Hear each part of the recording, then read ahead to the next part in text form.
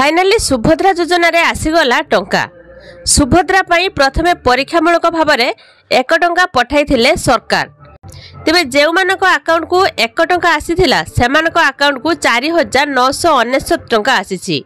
आउ जेउ मानकर 1 टंका आसी नथिला सेमानक अकाउंट को 5000 टंका आसीछि। किंतु जेउ माने 15 तारीख पूर्वरु आवेदन करथिले सेमानक अकाउंट को आसीछि टंका।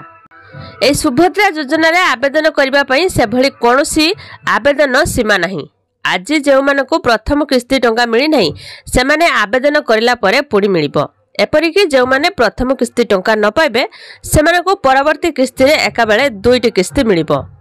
बैंक सहित आधार संजोग होइथिबा जरूरी।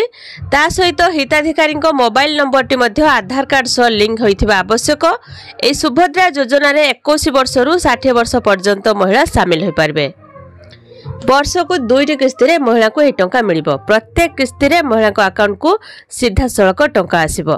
राखी पूर्णिमा एवं महिला दिवस रे ए टंका मिलिबो।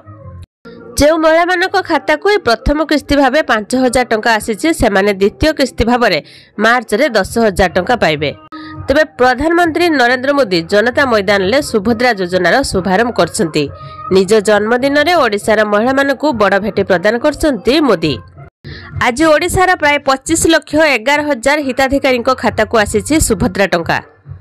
आज अधिकांश महिला खाता को सुभद्रा टंका आसीथिबा बेले अनेक हिताधिकारी एही टंका आसी नहीं, जहाकु नहीं सेमाने द्वंद्व रहिसंती।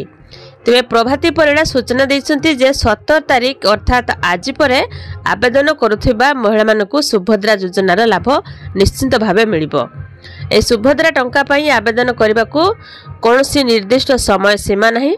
जणे चाहिले वर्तमान पद्य रजिस्ट्रेशन करि परिबे, किंतु 15 तारीख पर्यंत जे माने आवेदन करथिले सेमानकु आज टंका आसीछि।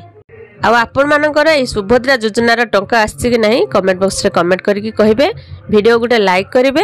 एमिति नुआ नुआ वीडियो देखिया पई चैनल को सब्सक्राइब करके रखिथिबे।